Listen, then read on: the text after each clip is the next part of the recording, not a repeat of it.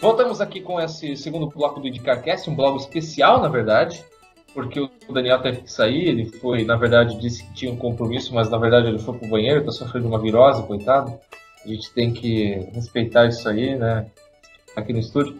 E a gente vai fazer um bloco especial sobre o que aconteceu nessa corrida. A gente já falou o que aconteceu nessa corrida. Mas, um ponto importante é que ninguém, nem pilotos, sabiam direito o que ia acontecer dessa maneira. Pack Racing voltou. Estamos em 2011? Não estamos em 2011. Estamos em 2015, Fontana, Califórnia, 500 milhas, carros lado a lado a 360 por hora, com o Pack Racing. Você acredita nisso? Eu também não acreditei. Então por isso que a gente vai falar sobre isso nesse bloco exclusivamente. Só vai ser Pack Racing nesse bloco. Todo mundo aqui vai opinar. E para a gente deixar todas as opiniões aqui sobre o que foi isso? O que foi isso que aconteceu? O que a gente viu? A gente está ainda estonteado sobre o que aconteceu nessa corrida, porque foi épico. Porém, alguns podem gostar, alguns podem achar perigoso. Vamos lá. Pack Racing. O que define Pack Racing? Você que não assistiu a corrida da Indy, que começou a acontecer, viu a corrida agora há pouco, eu sugiro que você vá no YouTube, procure vídeos da IRL ou da Indy antes de 2011 e você vai ver o quão insano foi o Pack Racing nesses tempos, em que os carros ficavam 3 wide, 4 wide, em corridas de oval de 1 milha, e foi nessa época que eu comecei a ver a Indy. Nessa época que eu comecei a ver a Indy, eu tinha 9 anos, foi em 2004, e a primeira coisa que eu vi foi o Buddy Rice voando em 2004 no Chicago Speedway. Depois que eu vi aquilo, os carros batem! Que loucura, eu vou ver essa corrida. Que fofo! Então, eu comecei a ver corrida a partir do Pack Racing, eu adoro o Pack Racing, porém, tem que ter bom senso, o que eu penso não ser uma boa hora para o Pack Racing, principalmente depois que aconteceu em Las Vegas 2011. Eu estou falando isso aqui porque eu sou fã do Pack Racing, mas eu não sou fã do que aconteceu hoje. E eu quero lançar muitas polêmicas para todos aqui da mesa, inclusive para o fã do IndyCarCast que está ouvindo a gente, porque é algo muito discutível, principalmente para o fã de Indy. Há uma controvérsia sobre isso, que muitos pilotos e donos de equipes reclamaram e vão reclamar durante a semana sobre o que foi isso que aconteceu em Fontana, que todo mundo achou que a gente tem Pack Racing aqui de novo, a gente tem pilotos voando, o que é isso? Então a gente vai resolver isso agora. Vamos falar sobre o que aconteceu. O que ocorreu nesse Pack Racing hoje? Foi normal? Vamos começar então com... Deixa eu ver, quem que poderia responder essa pergunta? Deixa eu ver, mão levantada, o Matheus está desesperado para falar. Matheus, você pode começar falando. Nossa, vamos que lá. Surpresa! Pode falar aí. Então, o que aconteceu para a gente mudar tão drasticamente da corrida pro Texas para essa corrida de Fontana? Enfim, o Texas, ele mesmo sendo um oval com mais inclinação, ele depende mais de downforce, de pressão aerodinâmica, do que o oval de Fontana. E depois dos voos da morte da Indy 500, a IndyCar regulou no Texas a asa traseira para ela ter mais downforce, ela ter mais pressão aerodinâmica e controlar os voos. Como resultado, os carros... Só um adendo. À vontade. A regulagem no Texas ela é recorrente desde os incidentes em 2001 na kart e a batida do Kenny Brack em 2003. Sim, teve esses problemas também, mas o pessoal pensava que antes da Indy 500, o pessoal pensava que com o kit de oval por si só não precisava tanto dessa regulagem. E com os voos da Indy 500 o pessoal viu que precisava mesmo.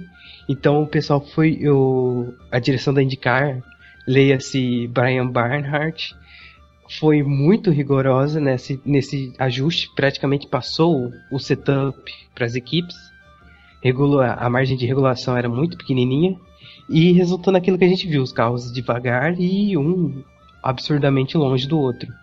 Mas para Fontana eles decidiram mudar isso na restrição, aumentar mais essa abertura de janela de pressão aerodinâmica e deu mais pressão aerodinâmica ainda para os carros.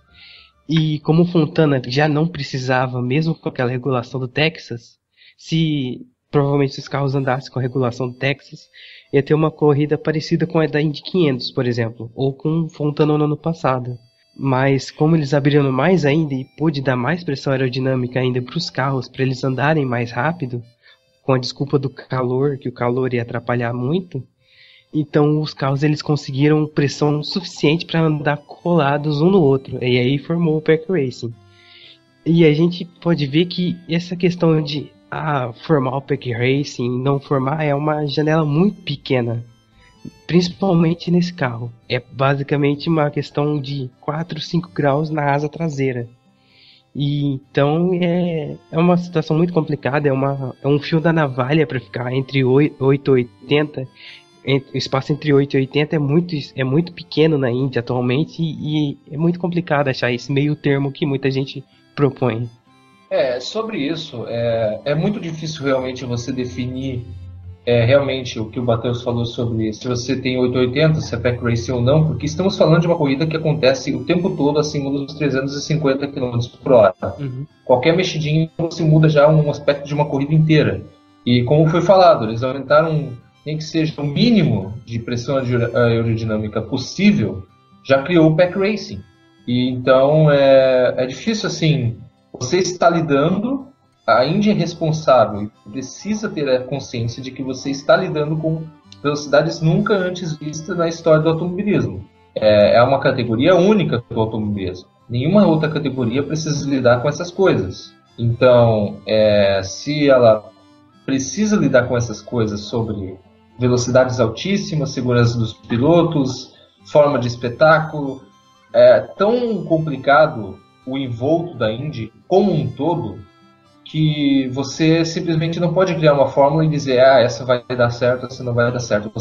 Se você não testar isso numa corrida como aconteceu hoje, eles testaram e foi isso que aconteceu, eles testaram um negócio e aconteceu que os carros estavam muito separados um do outro, testaram outro que foi o mínimo possível, a diferença foi muito pequena e se criou um Pack Racing.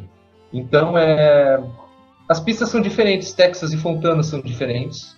Tanto pela questão do calor, porque uma aconteceu à noite, outra aconteceu à tarde. A Texas foi diferente do Fontana por inúmeros aspectos, porque Texas foi mais separado. Dixon estava dando volta em cima do quinto colocado, enquanto em Fontana, depois de 500 milhas, tinha uns 19 carros na mesma volta. Pipa bem na mesma volta. Pois é, a diferença das duas foi mínima. Na questão engenharia do carro, na questão aerodinâmica do carro, foi mínima, quase nula. Mas poderia não ter mudado nenhuma coisa do carro, sabia? E acontecido o Pack Racing. Quer dizer, não da forma que aconteceu, óbvio.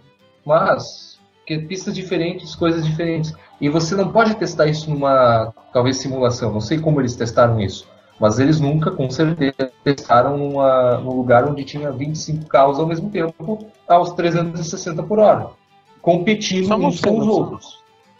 Bom, sobre o Texas, eles já tinham feedback porque o Hélio testou o AeroKit lá. Em Fontana eles não tinham feedback nenhum. Pelo menos eu não soube de nenhum teste lá. Sim. Então, mas o teste do Hélio foi ele sozinho. Não tinha como testar Pack Racing só com o Hélio. Não, mas eles já tinham uma ideia do AeroKit porque eles estavam preocupados mais com a velocidade no Texas. Uhum. Eles não estavam preocupados com o Pack velocidade.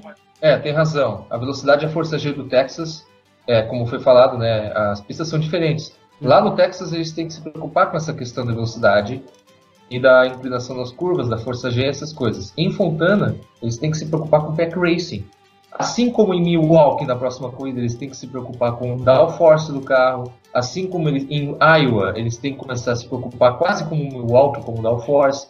Assim como em Pocono, eles têm que se preocupar com o carro poder virar em curvas mais fechadas, porque Pocono tem curvas um pouco mais fechadas com Indianápolis, porém as retas são maiores. Enfim, todas as pistas são diferentes. Que ele tem a Indy... reta.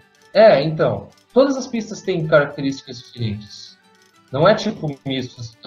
Mas em Milwaukee, Iowa vai ser kit de misto, quase. Isso. Não, é um kit de misto modificado, sem aquela. Sim, não é o de misto próprio. Claro. Mas é um mais do que esses de oval super speed. Uhum. Assim, é complicado. É porque, eu não sei. Não, com certeza não foi o mesmo kit que foi testado em Indianápolis e em Fontana, né? Eles, Não, claro, não, mudaram, não. aumentaram a pressão pelo calor, né? Mas, em Texas é utilizado o kit de Super Speedway, né? O kit oval, no caso. E aí por isso que talvez os carros separaram. Eu não sei, é complicado, mas...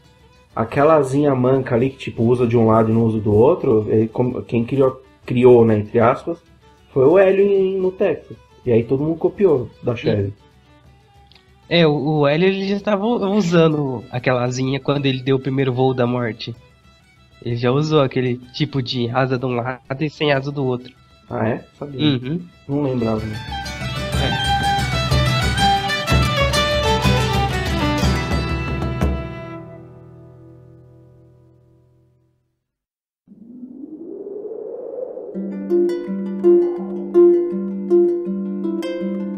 Sobre a questão do pessoal tá cobrando muito na internet aquela coisa do meio termo, de que não, se diminui a pressão aerodinâmica, fica que nem o Texas, que fica um atrás do outro, aí aumenta, vai pra Fontana, Pack Racing. Acho que é muito difícil, porque essas mudanças que ocorrem, tipo, não são mudanças extremamente drásticas, são mudanças mínimas, pô. Os caras mudam detalhes na pressão aerodinâmica, na questão da asa, e já acontece uma coisa dessa. Então, atingiu o meu termo, ouvi até o Matheus conversando lá pelo Twitter do Indicar Depressão com o Rafael Lopes lá do Voando Baixo, do Blues.com, ele tava falando lá que era sempre 880, mas achar o meio desse 880 é muito complicado. Sobre os comentários dos pilotos e dos chefes de equipe, que muita gente, até depois da corrida, antes e depois da corrida, deixou claro que era inseguro, estava com medo. O próprio Power, quando desceu do carro, que deu entrevista, ele falou isso. Acho que é muito mais por uma falta de costume do que exatamente por isso. É claro que, tipo, quando você vê um free ride ou um four ride, ainda mais quando você tem Ray House, Sato e Andretti juntos, bastante... teve dá medo, né? Eu vi um four ride que tinha... eu vi um four ride que tinha Ray Hall, Munhoz, Power e Andretti. Que bom, maravilha.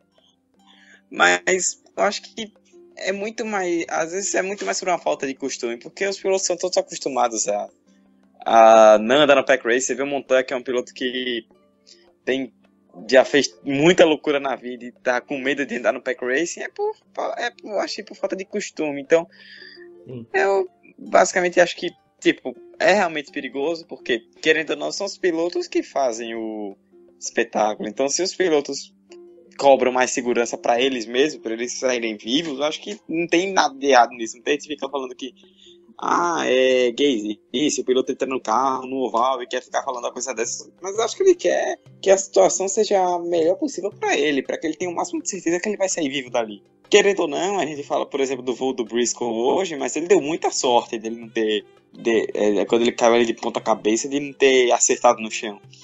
Então acho que é um pouco de tudo e, querendo ou não, aconteceu. Agora a gente tem que ver o que vai ser melhor para ela. Seria bom também ver com os fãs o que os fãs acham dessa situação e eu acho que eles vão achar um jeito de resolver essa situação. Eu acho que essa divisão que tá ocorrendo entre pilotos, assim, achar uma coisa e achar outra, é a mesma divisão que tá acontecendo com equipe e que tá acontecendo até com os fãs também. Todo mundo tá dividido de novo. Sim. Tem parte que quer que isso ocorra mais vezes, ocorra até mais intensamente, e tem uma grande parte também que não quer que isso aconteça de jeito nenhum. Principalmente lembrando bastante do acidente do Weldon, assim, etc. Se o Weldon não tivesse morrido, continuaria até hoje, com certeza. Eu acho que é por isso. Sobre isso que eu queria falar, mais ou menos. Sobre o Weldon ter morrido, o Pack Racing ia acabar da mesma maneira, porém não tão gradativamente, não tão espontaneamente como foi. Se o Weldon não tivesse morrido, talvez... A gente está lidando muito com o achismo, mas enfim. Se o Weldon não tivesse morrido, a gente não teria tanto assim. Mas, sabe, eu estava pensando, o Eduardo falou sobre os pilotos terem reclamado e alguns não terem reclamado. O Rahal não reclamou. Óbvio que ele não reclamou. Porque eu vi realmente ele hoje na corrida, ele não reclamou de jeito nenhum, né? Nada, claro que ele não reclamou. Mas assim, o Power reclamou pra caramba. O Power reclamou pra caramba. Óbvio que ele reclamou, ele bateu. O Hélio reclamou. Por que a Penske reclamou e a Ganassi não reclamou? Ah, cara, isso é. Porque a Ganassi se deu bem e a Penske se deu mal. Agora, tem o seguinte. Isso é até um problema, talvez, para longo prazo, mas assim. Depois do acidente do Power, eu vi que alguns spotters estavam reunidos e algumas pessoas das equipes elas estavam falando com o pessoal da diretoria lá, eles queriam entrar para saber isso que não deveria acontecer e tal. Estamos falando de Penske. A Penske é a equipe mais vitoriosa da história da Indy. Ela decide se a categoria vai ter uma cisão ou não. Ela decide se a categoria vai voltar a se juntar com uma outra categoria ou não. Foi isso que aconteceu em 96, isso aconteceu em 2008. Ela decide as regras. Se as regras estão meio... a Penske decide se ela é boa ou não. E ela vai lá e coloca ou não. Se o Rennie Bernard, que é um puta de um administrador, está indo mal, quer dizer, está indo bem, mas ela acha que está indo mal, ela dá um jeito de colocar ele para fora. Se o Pack Racing eles acharem que não é legal, eles vão tirar o Pack Racing. Isso vai ser, e infelizmente isso vai acontecer. Porque isso aí também depende do desempenho dos pilotos, né, da Penske. Eu acho que... E os pilotos da Penske são absurdamente contra. O Montoya é contra, o Hélio é contra, o Pagano é contra, o Power é mais ainda, porque o Power estava envolvido no acidente de 2011. Claro, ele não morreu por tal.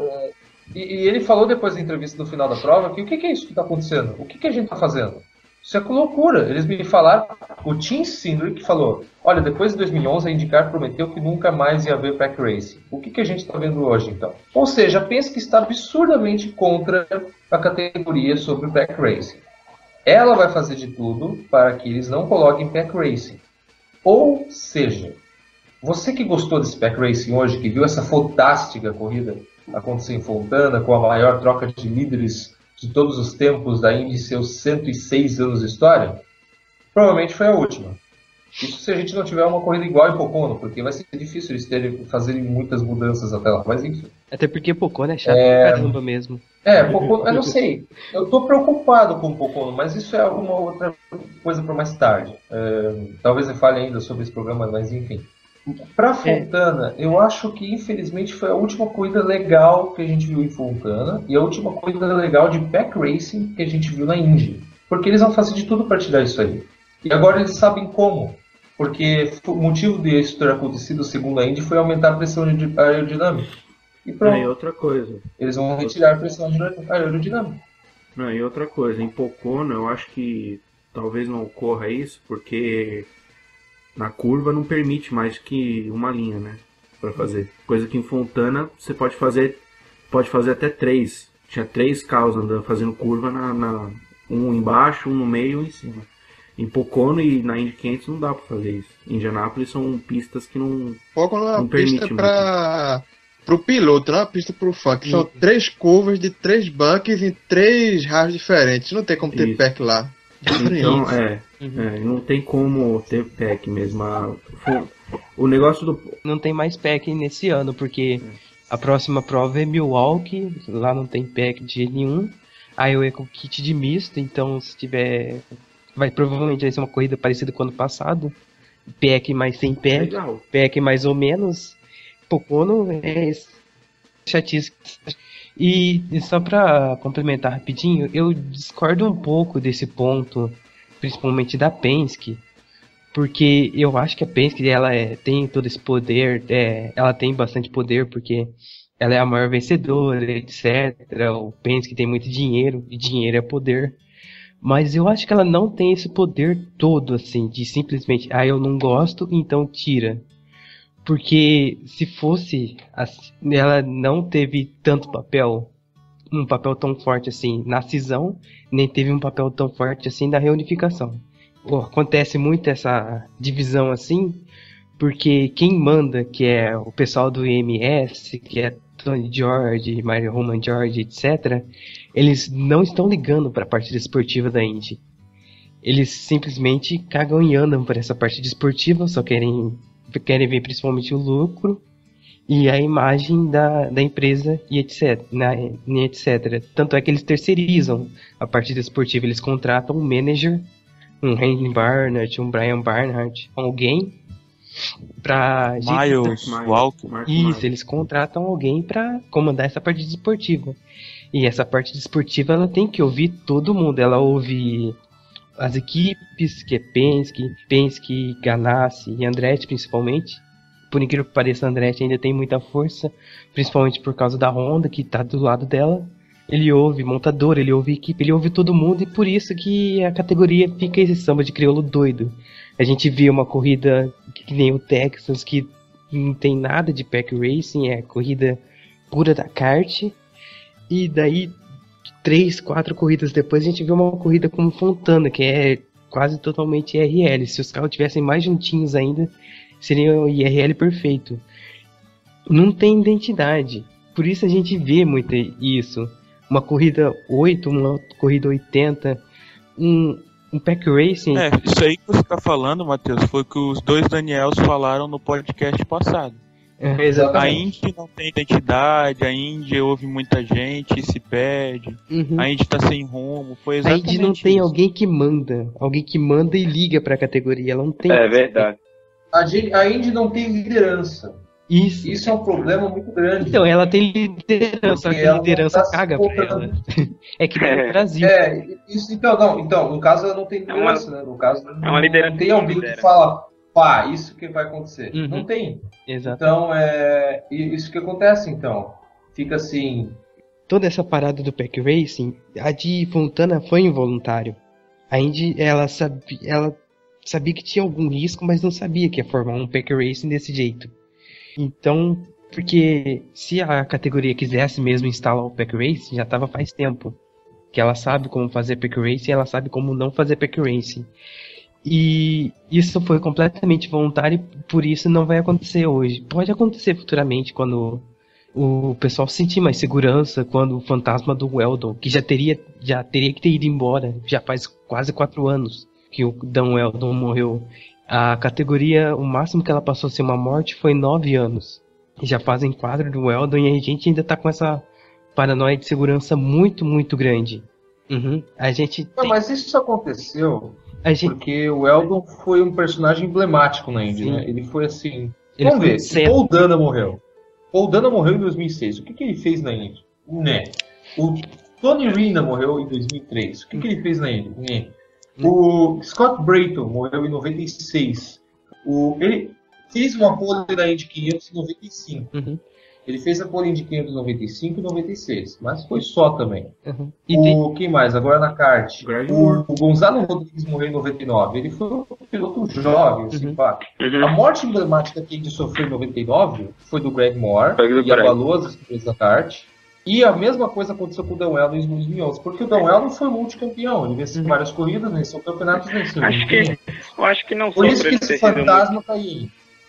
Não só por ele ter sido multicampeão, rapidinho, mas também pelo que aconteceu em 2011, porque ele só entrou na Indy 500 e ganhou a Indy 500 na última curva, não voltou mais do campeonato e voltou justamente em Las Vegas. E aí ele morreu.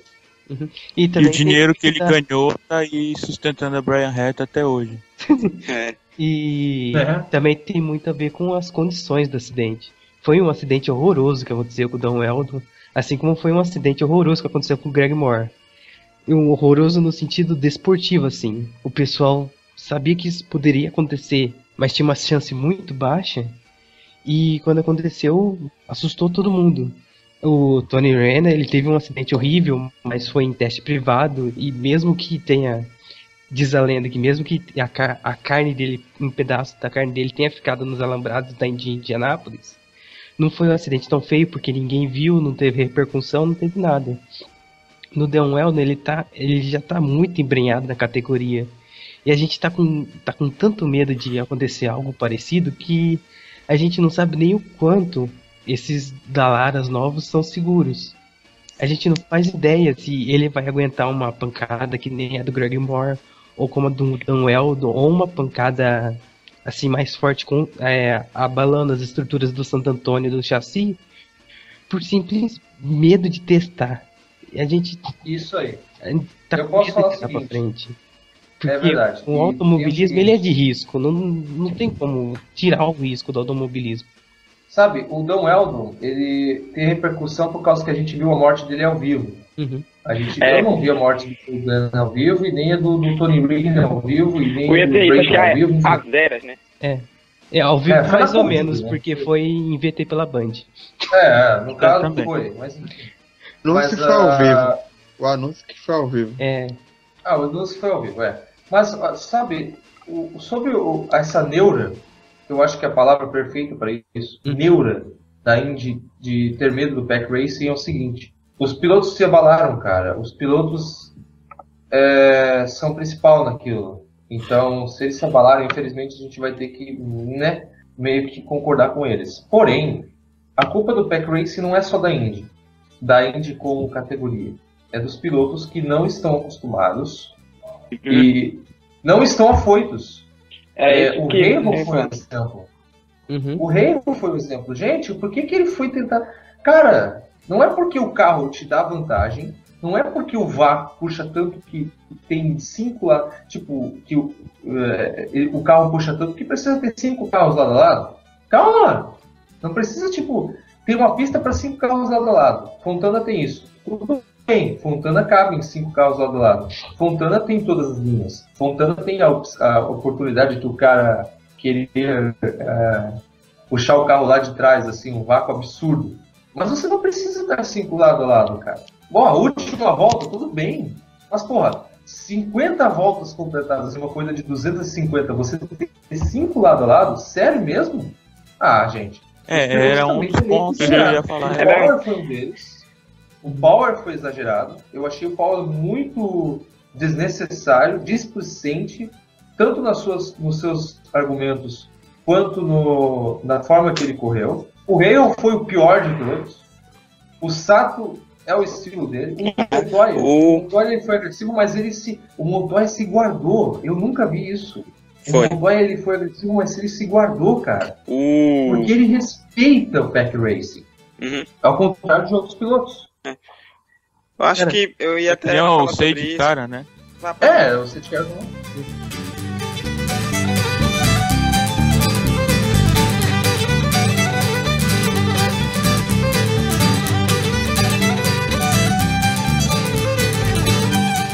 Eu acho que eu vou discordar de novo, porque eu sou bom nisso.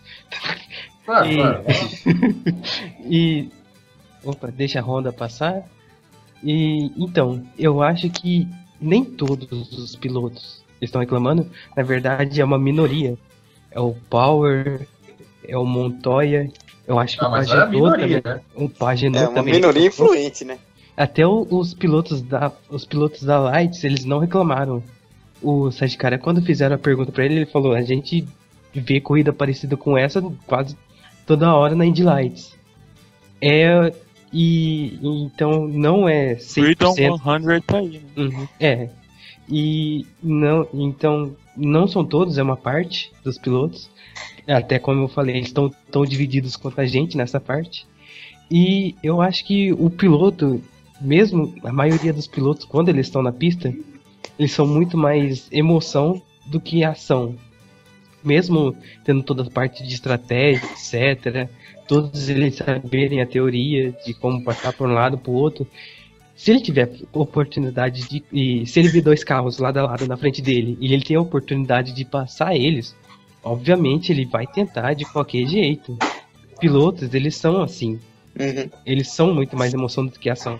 Então, cobrar posição de piloto, a gente pode ir até certo ponto só. Não falo nem emoção, Matheus, é instinto. Né? Então, isso é instinto do piloto, eles fazem isso mesmo.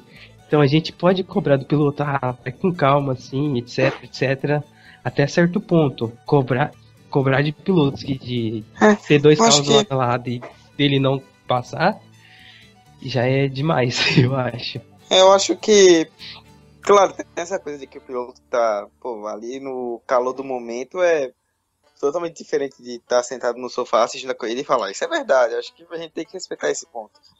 Mas hoje tava demais, velho. O Ray Hall saiu fechando todo mundo como se não houvesse amanhã. Ele tava quase dando roda com roda.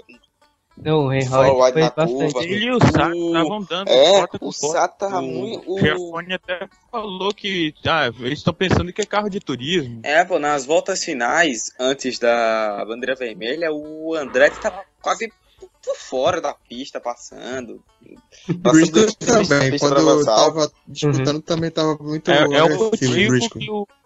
é o motivo que os nobres do grid querem pra chamar de mentalmente incapaz. É verdade. Sim. Acho que é verdade. Então, prepare-se pros textos. Eu acho que tem isso. Voz da morte.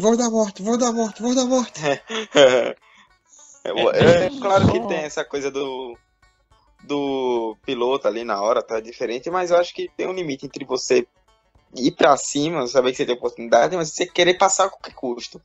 E eu acho que isso pode ser bastante prejudicial, porque a gente viu esses pilotos atacando hoje, mas como falaram aí, tipo, Montoya se conservou. O Hélio também em nenhum momento não foi extremamente agressivo. Até o Tony estava ali envolvido de vez em quando no meio das brigas, mas em nenhum momento ele foi... Não teve nenhuma atitude deliberada. Irresponsável. Se todo mundo ali resolvesse pra cima, ia ter muita batida. Cara, o Tony, assim, ele...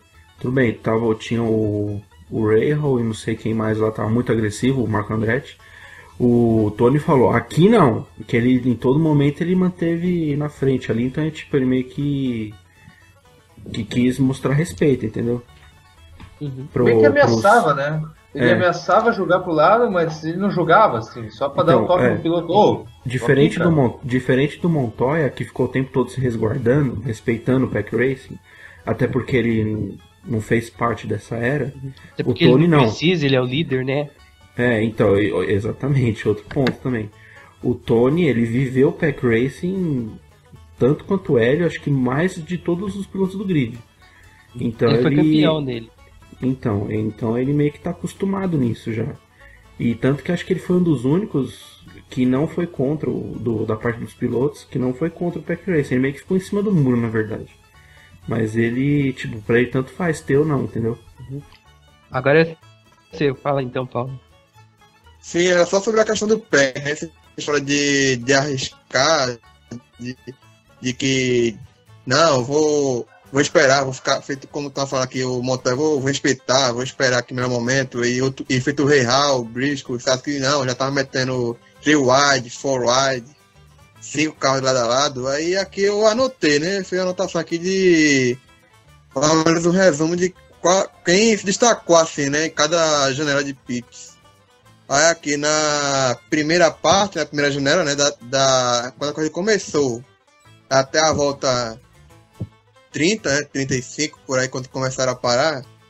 Aí quem tava na frente disputando a liderança era o Hélio, Tony, Carpenter, Briscoe, que saiu de 16º pra disputar lá na frente, antes mesmo da primeira parada, e o Marco Andretti. Daí na segunda parada, o Sato apareceu de não sabe lá da onde ele apareceu. O Dixon, Montoya, que aí ele apareceu nessa parte. O Sage Cara, que também apareceu do nada. E o Marco Andretti se manteve por ali. Na terceira parte apareceu o Power. O Hélio, que tinha se ferrado no primeiro pit, que não sei se vocês se lembram. Ele teve um problema lá, perdeu vários segundos no pit. Aí o Tony. Mais ou menos isso. Aí Montoya, Sato e Dixon. Aí na quarta parte foi que chegou o Rahal, que largou o 19º, né? Na quarta janela de pit foi que ele chegou. Depois da quarta janela que ele chegou.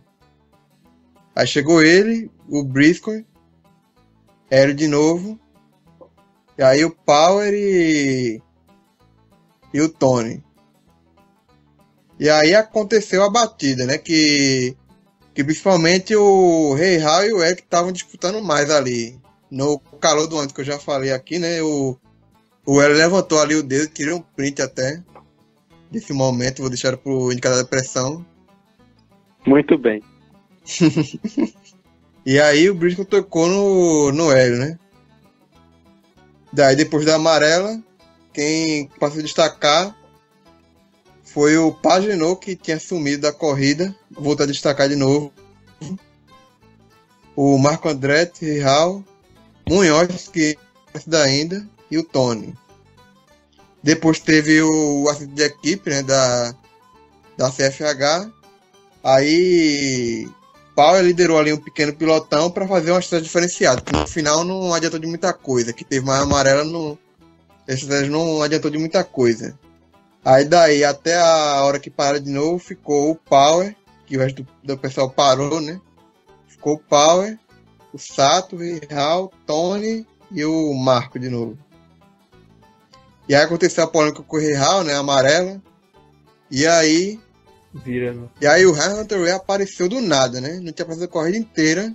Apareceu, liderou algumas voltinhas na corrida. E aí Tony, Power, Marco e Rahal. Aí já dá pra notar que quem apareceu nessa corrida aí mais apareceu, né?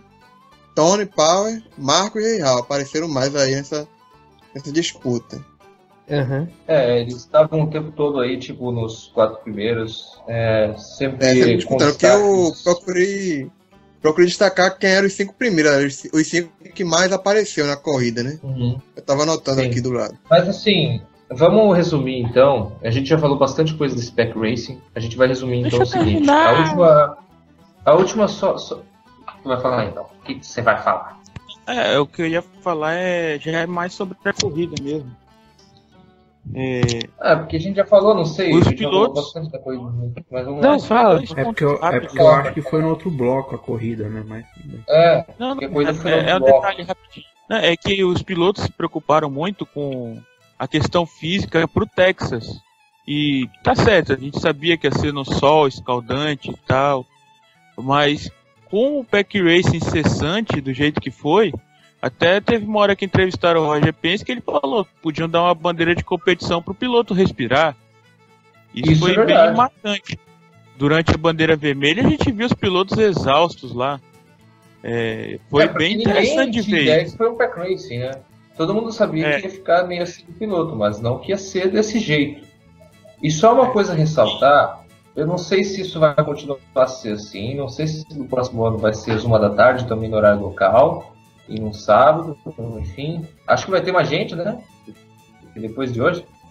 Mas o último caso, apesar do voo do Briscoe, o Hélio voou, o Carter não voou, o Power e o Sato voou, mas foi um pouquinho. E realmente eles conseguiram fazer o carro evitar os voos. O Briscoe voou porque realmente foi um voo bateu assim... na grama ali, tinha um buraco. Na grama. Ele voou porque o Greg... do mesmo jeito que o Greg Borman voou. Não, mas é por causa dessa pecinha que eles colocaram ali no... Que ficou... Parece uma parede ali atrás do pneu traseiro ali. E, aí a pressão aerodinâmica também. E a pressão aerodinâmica também, como eles aumentaram. Isso. Aí o carro quando vira de costa ele... Aliás, só pra informar, se não falaram, de quanto a quantos graus foi permitido para essa prova? Menos então, 10 a 0, né? Na prova de hoje foi de 0 a menos 10, ou seja, eles poderiam andar com a asa completamente reta. E no Texas foi de menos 10 a menos 6, né? Isso. Assim. Mas todo mundo usou menos 6. Aí hoje todo mundo usou 0. Provavelmente. Quase. E só pra você ver, na época do Pack Racing da IRL, eles chegavam a usar asa positiva. Isso aí, eu lembro. Só pra vocês verem como que era o Pack Racing na época da IRL, e hoje tivemos uma amostra grátis. Em 2000 e última amostra, parece. Em 2007 eles usaram... Galera, a gente vai... Eles usaram a asa em 2007 de mais 7 a mais 9,5. Nossa, mano. Não, outra coisa que eu ia destacar rapidinho é sobre essa preocupação da Penske. Bom, a gente tinha lá Las Vegas 1,5 milha, mas tinha 34 carros, não era isso? E agora a gente tinha era uma Fontana... 23. 23 numa pista de 2 milhas com 5 traçados, como a gente viu. não sei, né? Fica só essa observação no ar assim, aí. Então, o vácuo gerado por esse carro agora é maior do que o vácuo gerado pelo carro da IRL em 2011. Então, foi assustador, porque ele permitia 5 carros lá do lado. É por causa do... O cara vinha de trás da reta oposta e chegava junto ali, lá do lado já na... 200 metros foi mais uma teoria sua que caiu, né, Daniel? É mais uma. Você falou no podcast passado. Você falou no podcast passado que o DW12 não foi feito para oval. Eu realmente me enganei feio nessa. Mas realmente as regras que foram feitas para oval. Mas enfim.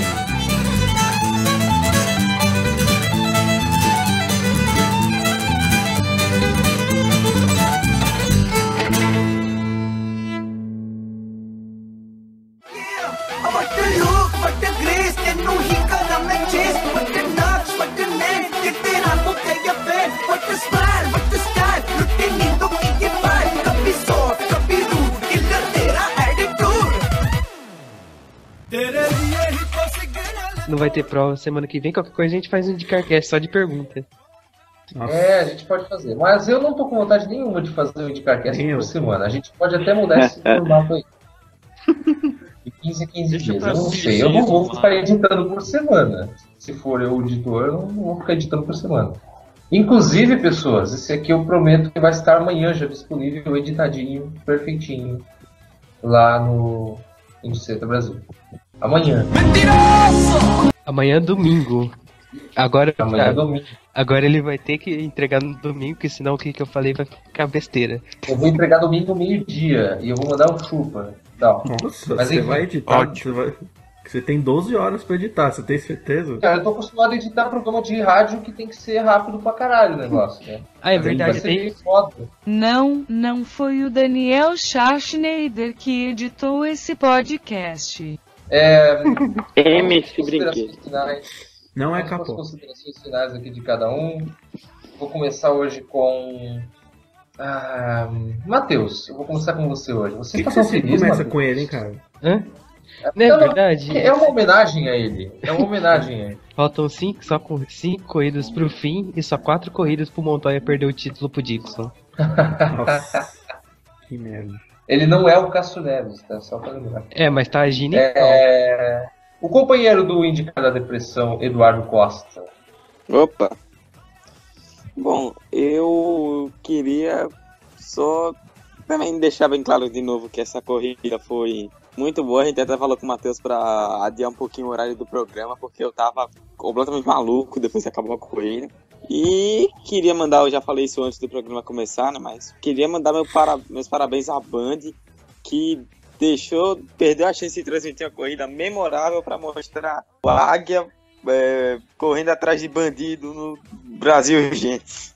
João, eu só queria dizer que quem falou que o Pack Racing era fake, as viúvas lá falaram, tá aí, vocês acham que é fake? O que vocês acharam dessa corrida?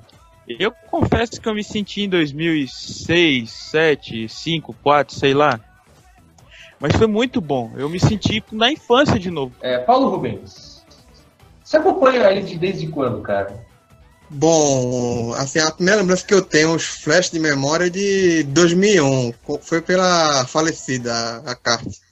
Lembrança mesmo, foi de 2003, da falecida também. Foi nesse tempo que eu virei fã do Paul Tracy.